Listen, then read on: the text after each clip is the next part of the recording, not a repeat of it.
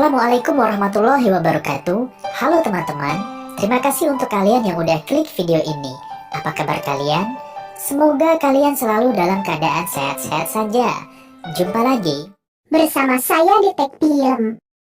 Nah, kali ini saya akan membahas sebuah film yang sangat menarik untuk diceritakan. Film ini berjudul The Accountant yang dirilis pada tahun 2016, bergenre thriller aksi. Tapi tidak untuk ditiru ya teman-teman, aksi kekerasan dan perkelahian di dalam film ini. Film ini berkisah tentang seorang anak pengidap autisme yang ditelantarkan ibunya. Kemudian di bawah didikan ayahnya, anak ini tumbuh menjadi sosok yang sangat tangguh dan super cerdas. Bagaimana kisah selengkapnya? Mari kita mulai saja cerita filmnya. Check it out. Diperlihatkan sebuah tempat asrama pendidikan untuk anak-anak yang mengidap autisme. Anak ini bernama Wolf yang merupakan tokoh utama kita sewaktu kecil, dan Wolf mengidap autisme. Wolf memiliki seorang adik yang bernama Braxton. Lalu tanpa ayah dan ibu Wolf sedang berbincang dengan pemilik asrama, dan pemilik asrama menyarankan agar Wolf tinggal di asrama agar ia bisa mendidik Wolf secara penuh. Namun, ayah Wolf yang merupakan seorang tentara tidak setuju dengan hal tersebut. Karena memang sebenarnya yang sangat mengingatkan Wolf dimasukkan ke asrama adalah ibunya. Lalu Wolf yang sedang bermain puzzle nampak histeris karena kehilangan satu keping puzzle. Tiba-tiba seorang anak perempuan mengambil dan memberikan kepingan puzzle yang Wolf cari. Anak ini bernama Jenny. Wolf pun segera memasang kepingan terakhir puzzle itu. Yang saya pun baru menyadari ternyata Wolf memasang puzzle secara terbalik, namun benar. Puzzle itu bergambar Muhammad Ali. Scene berpindah. Ternyata karena Wolf yang tidak jadi masuk asrama, ibunya pun memutuskan untuk pergi dari rumah. Ibunya tak mau lagi merawat Wolf. Sangat sedih memang ketika seorang ibu tega meninggalkan anak dan keluarganya apapun alasannya. Tentu saja Wolf yang sangat mencintai ibunya tak ingin ibunya pergi. Sedangkan Braxton hanya bisa pasrah dan timbul rasa benci kepada ibunya. Wolf mengamuk sejadi-jadinya hingga pintu yang ia tendang pun jebol. Ayahnya berusaha menenangkan Wolf dan memeluk Wolf dengan penuh rasa sedih di hati. Waktu pun berlalu.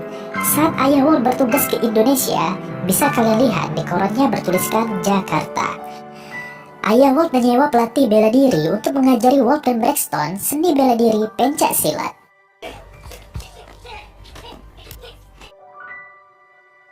Di sini Wolf dan Braxton berlatih sangat keras atas kehendak ayah mereka. Hingga pelatih tersebut pun merasa sudah cukup latihannya di hari itu. Namun, ayah Wolf tetap saja memaksa untuk melanjutkan latihannya. Ayah Wolf pun memberikan motivasi kepada Wolf untuk terus melanjutkan latihan. Wolf dan Braxton pun kembali bangkit. Lalu Wolf berkata kepada pelatih, "Tidak apa-apa, lanjutkan saja." Atas didikan ayah Wolf, kini Wolf yang telah dewasa juga menjadi seorang tentara dan tentunya jago menembak. Wolf yang ketika kecil mengidap autisme dan dipandang sebelah mata, bahkan ibunya sendiri tega meninggalkannya, kini telah membuktikan bahwa ia bisa sukses dan berhasil sekalipun belum pernah mengidap autisme. Scene berpindah. Wolf yang sebenarnya tak ada rasa benci kepada ibunya pun hadir ketika mengetahui ibunya meninggal dunia. Saat itu, setelah ibunya pergi, ibu Wolf memiliki kehidupan baru dengan seorang pria dan memiliki 2 orang anak laki-laki. Terlihat Wolf dan ayahnya yang hadir di acara pemakaman, meskipun sebenarnya kehadiran mereka tidak diperkenankan oleh suami baru ibu Wolf. Di sini pun terjadi insiden yang mengubah hidup Wolf. Saat ayah Wolf mendekat ke peti jenazah untuk melihat ibu Wolf lebih dekat, ayah Wolf malah diusir pergi, begitu pula dengan Wolf. Ayah Wolf pun tak terima diperlakukan seperti itu. Melihat hal tersebut, Wolf langsung bereaksi spontan memukul orang yang berusaha mengusir mereka. Ayah Wolf yang berusaha melerai perkelahian tak sengaja tertembak petugas yang juga berusaha menghentikan Wolf. Ayah Wolf pun tewas dan Wolf yang diamankan petugas hanya bisa terdiam memandang ayahnya. Jadi di hari tersebut, Wolf telah kehilangan kedua orang tua yang sangat ia cintai. Atas tindakannya, Wolf dimasukkan ke dalam penjara. 2 tahun berlalu. Selama ini, di dalam penjara, Wolf sangat dekat dengan seorang pria tua yang bernama Francis. Francis merupakan seorang akuntan yang bekerja melakukan penggelapan dana dan pencucian uang untuk mafia bernama Gambino selama 40 tahun. Dan pada akhirnya, Francis hampir dibunuh oleh Gambino karena Francis dianggap bisa membahayakan di kemudian hari. Tapi Francis berhasil selamat dan menyerahkan diri ke polisi untuk meminta perlindungan. Sebagai gantinya, Francis menjadi informan untuk polisi. Dan di dalam penjara, Francis mewariskan ilmunya kepada Wolf. Wolf yang memang memiliki kecerdasan yang luar biasa, mampu mengerti atas semua hal yang diajarkan oleh Francis. Kini Francis telah bebas dari penjara dan dapat menghirup udara segar. Tapi hal itu tak berlangsung lama. Francis diculik oleh Gambino yang masih dendam kepada Francis. Akhirnya, Francis pun tewas. Wolf yang masih di dalam penjara mendapat kabar tentang Francis yang telah dihabisi oleh Gambino. Wolf yang telah menganggap Francis seperti ayah sendiri merasa dendam. Lalu, setelah Wolf bebas dari penjara, Wolf menghabisi semua anggota mafia Gambino yang terlibat.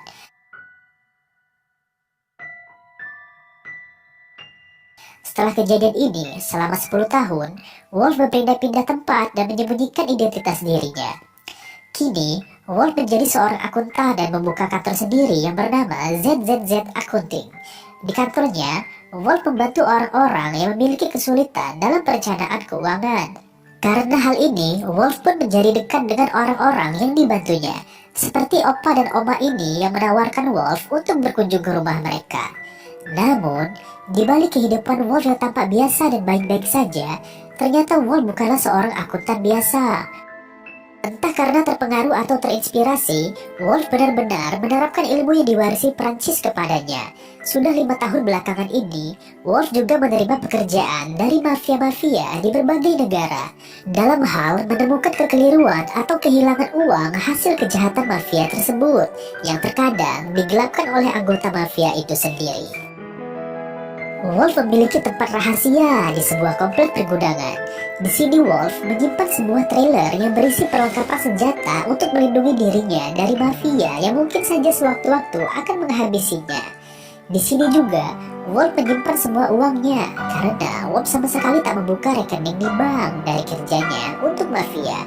Wolf tak hanya menerima uang, tapi juga menerima benda-benda unik dan lukisan langka sebagai bentuk pembayaran. Tentu saja, dalam melakukan aksinya, Wolf tidak sendiri. Wolf dibantu seorang hacker yang mampu meretas data-data di pemerintahan, sehingga identitas Wolf tetap aman. Dan hacker ini adalah Jenny, gadis kecil yang dulu pernah Wolf jumpai di asrama, dan ternyata mereka bersahabat hingga sekarang. Kemudian, melalui sambungan telepon, Jenny memberitahu Wolf bahwa ada pembicaraan di chat online sedang mencari Wolf, yang sepertinya pihak kepolisian mulai curiga dengan gerak-gerik Wolf. Untuk itu, Jenny menyarankan Wolf untuk saat ini mengambil pekerjaan dari klien yang bukan mafia, yaitu seorang pengusaha bernama Lamar. Lamar memiliki perusahaan yang bergerak di bidang robotik. Keesokan harinya, Wolf datang ke perusahaan Lamar bernama Living Robotic. Di sini Wolf bertemu dengan 2 rekan Lamar yang bernama Rita dan Ed. Dan yang meminta Wolf untuk memeriksa dan mengaudit keuangan di Living Robotic adalah Rita, karena diduga telah terjadi kebocoran atau penggelapan uang di Living Robotic. Di sini, terlihat Ed nampak tidak suka. Lalu Wolf meminta pembukuan dari 15 tahun terakhir untuk ia periksa. Setelah itu, Wolf bertemu dengan Lamar dan mereka sedikit berbincang. Pada keesokan harinya, Wolf yang akan memulai pekerjaannya bertemu dengan Dana yang merupakan akuntan di Living Robotic. Dana lah yang awalnya menemukan tanda-tanda kebocoran keuangan di Living Robotic. Dana memberikan semua berkas pembukuan selama 15 tahun terakhir untuk diperiksa Wolf. Dana menawarkan bantuan, namun Wolf menolaknya dan akan memeriksa sendiri. Saat istirahat di siang hari, Wolf dan Dana mulai tampak akrab. Setelah itu, Wolf kembali melanjutkan pekerjaannya dan mulai mengerahkan seluruh kemampuannya sebagai seorang akuntan. Bisa dibilang, Wolf memiliki kemampuan matematika superior dan analisa tingkat tinggi.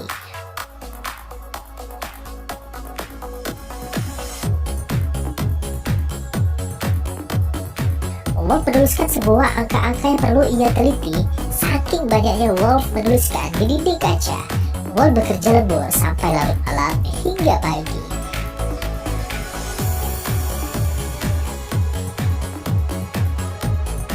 Lalu pada pagi harinya, Dana datang menemui Wolf dan Wolf memberitahu Dana bahwa ia telah berhasil menemukan total jumlah angka kebocoran atau uang yang telah digelapkan selama 15 tahun terakhir. Tentunya, Dana merasa takjub karena Wolf mampu memeriksa pembukuan selama 15 tahun hanya dalam semalam. Kemudian muncul Rita. Wolf memberitahukan uang yang telah digelapkan selama 15 tahun terakhir sebesar $61.679.000, bila dirupiahkan sekitar lebih dari 800 miliar. Lalu, Rita menanyakan kira-kira siapa pelakunya menurut tebakan Wolf.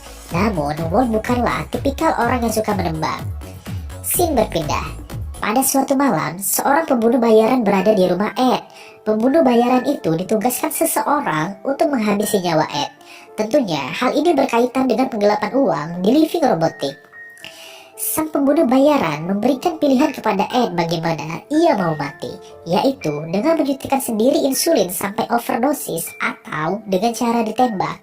Akan tetapi, bila istrinya terbangun dari tidur, maka sang pembunuh bayaran juga akan menghabisi istrinya.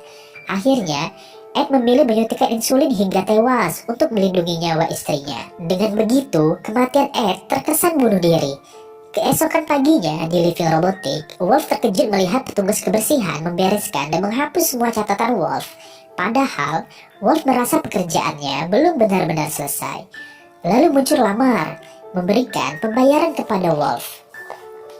Lamar meminta Wolf untuk menghentikan pekerjaannya. Lamar yang merasa Ed bunuh diri itu karena mulai terungkapnya penggelapan uang di Living Robotics oleh Wolf. Jadi artinya, Ed lah yang diduga telah melakukan penggelapan, dan sebenarnya sebagai penonton, kita telah mengetahui bahwa Ed bukanlah bunuh diri. Ada seseorang yang menginginkan kematian Ed dengan menyewa pembunuh bayaran. Siapakah seseorang tersebut? Untuk kalian yang belum tahu, mari ikuti alur cerita filmnya sampai akhir. Di sini, Wolf ikut merasa sedih dan bersalah, yang tentunya Wolf sama sekali tidak bersalah. Untuk mengobati rasa sedihnya, di keesokan harinya, Wolf pergi untuk latihan menembak di rumah peternakan tempat kliennya yang pernah ia bantu, yaitu Oma dan Opa. Namun ternyata ada mobil yang mengikuti Wolf. Sesampainya di sana, Wolf mulai menggambari buah melon yang akan dijadikan sasaran tembak. Setelah itu, Wolf malah tertidur. Dan ternyata, mobil yang mengikuti Wolf ialah anak buah dari sang pembunuh bayaran, yang juga akan menghabisi nyawa Wolf. Si botak menyuruh Opa dan Oma untuk memanggil Wolf ke dalam karena takut terekam CCTV dan dilihat tetangga. Jadi, komplotan pembunuh bayaran ini melakukan pekerjaannya dengan rapi dan terorganisir. Lalu, teman si botak sambil menodongkan pistol menyuruh Oma memanggil Wolf. Namun yang terjadi,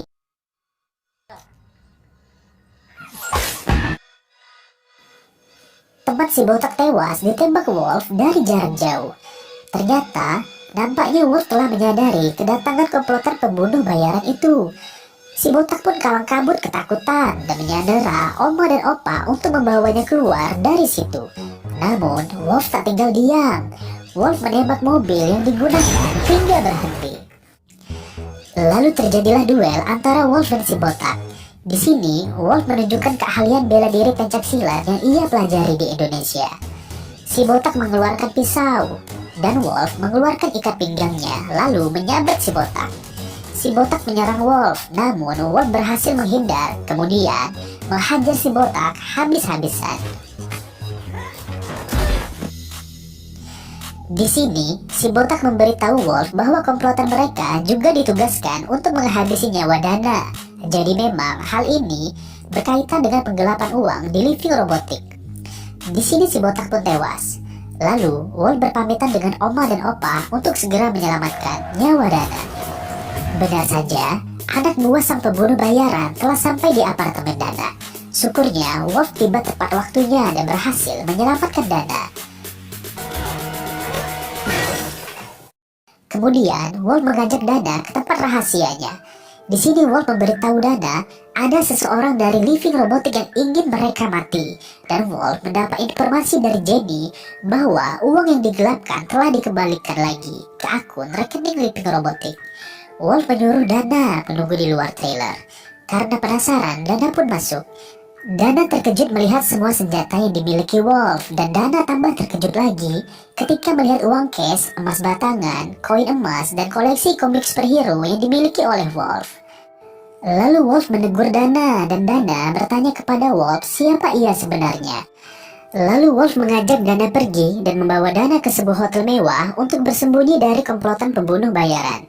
Di hotel inilah Wolf menceritakan semuanya kepada Dana tentang siapa dirinya. Di sini pun Dana tampak jatuh cinta kepada Wolf.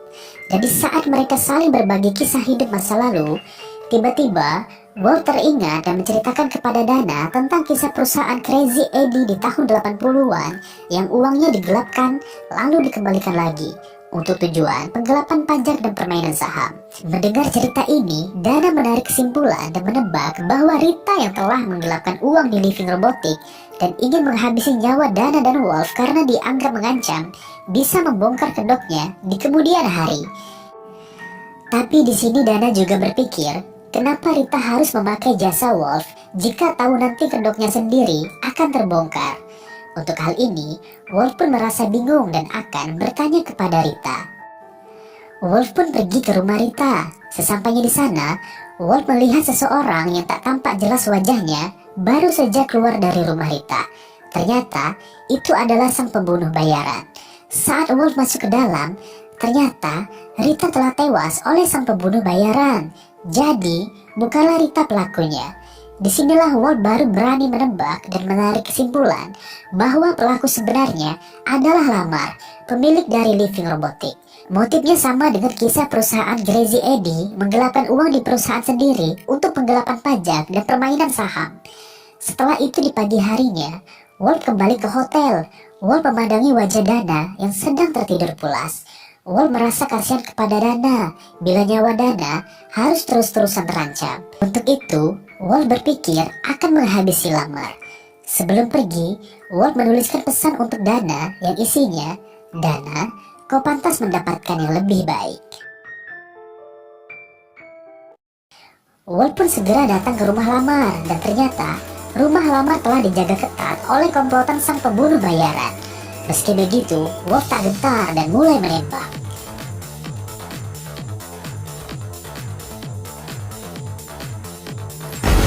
Komplotan sang pembunuh bayaran pun panik dan Lamar yang takut mati pun bersembunyi di bawah meja. Wolf terus menembaki hingga komplotan pembunuh bayaran bocor bacil. Lalu komplotan itu membangun pertahanan dengan melemparkan bom asap. Meski begitu, Wolf terus mendekat ke arah rumah Lamar dan terjadilah aksi tembak-tembakan.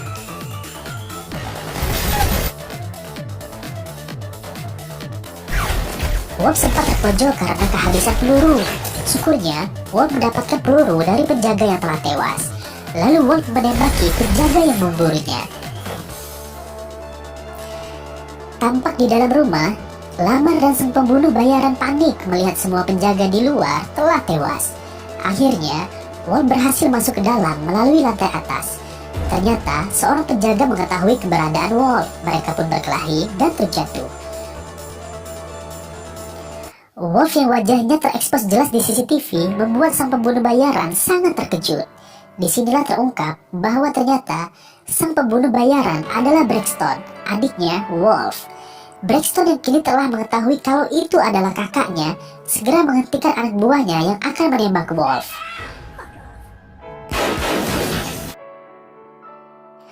Wolf pun sangat terkejut ketika melihat dan mengetahui sang pembunuh bayaran adalah adiknya.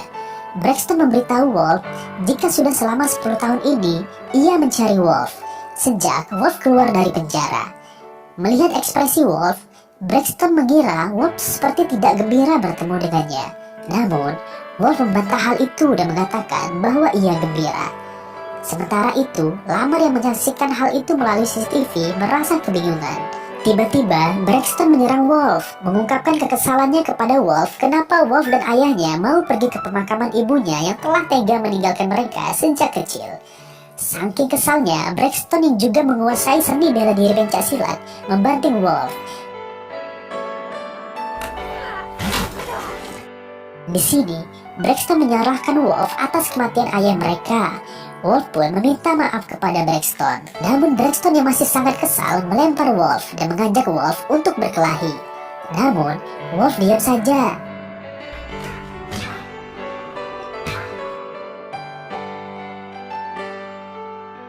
Hingga akhirnya, Emosi Wolf pun terpancing dan membalas serangan Braxton.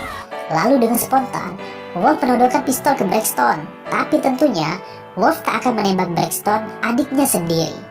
Perkelahian antara saudara itu pun berakhir. Wolf meminta maaf lagi kepada Braxton. Di sini, mereka berbincang dan saling mengerti. Di tengah perbincangan mereka, Lamar muncul dan meluapkan emosinya kepada Wolf. Wolf pun mendengarkan apa yang dikatakan Lamar. Sampai akhirnya, Wolf menembak Lamar dalam dari semua kejahatan ini. Dengan begitu, nyawa Dana tidak akan terancam lagi. Dan film pun selesai.